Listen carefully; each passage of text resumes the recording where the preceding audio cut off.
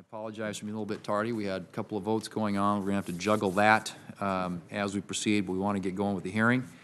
But I want to welcome everybody to today's hearing examining the state of rural broadband deployment.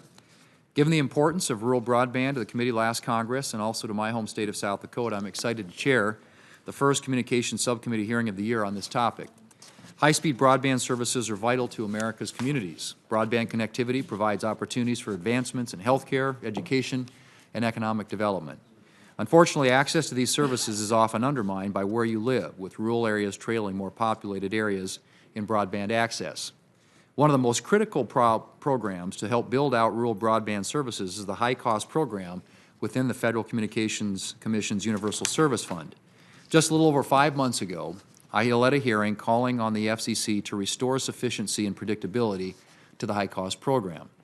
Since that time, the FCC, under the leadership of Chairman Pai, unanimously took action to enable the continued deployment of broadband in rural communities in my home state of South Dakota and across the country.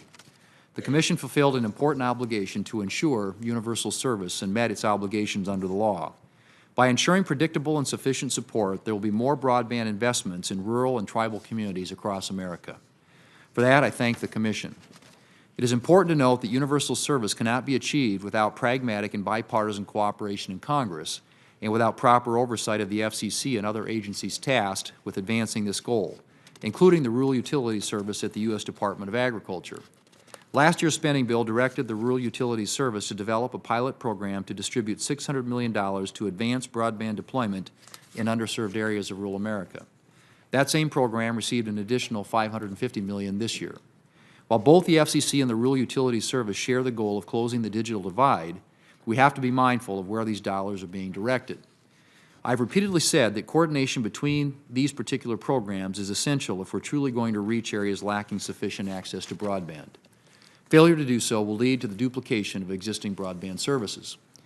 As the committee has previously discussed, accurate broadband maps are also essential for these programs to effectively target unserved areas. I'm encouraged to see that the FCC's latest broadband deployment report shows that the number of Americans lacking access to a fixed broadband connection has dropped by more than 25%, but it is clear that more work has to be done to close the digital divide once and for all. One effort to do that is an auction for the Remote Areas Fund, which would provide service to extremely high-cost areas, including both rate of return and price cap areas. So I'm glad that Chairman Pai has indicated an auction for the Remote Areas Fund may take place this year. I'm interested in seeing a tech-neutral approach for future support from programs like the Remote Areas Fund, ensuring wireline service along with fixed and mobile wireless service have a part to play in connecting Americans to broadband service. As I said earlier, I'm pleased to be convening this important hearing. I remain committed to building on the past successes of this committee while also looking for new approaches to ensure that all Americans have access to next-generation broadband services. To help in that effort, we have a very distinguished panel before us.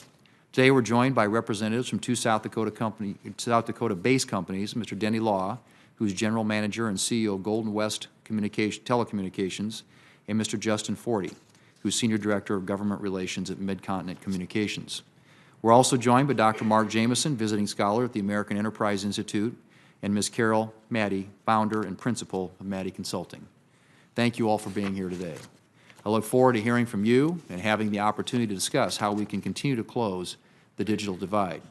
Before I recognize Ranking Member Schatz for his remarks, I'd just like to add that I'm looking forward to leading this subcommittee with him. I mentioned the importance of pragmatic bipartisan cooperation when confronting issues like rural broadband.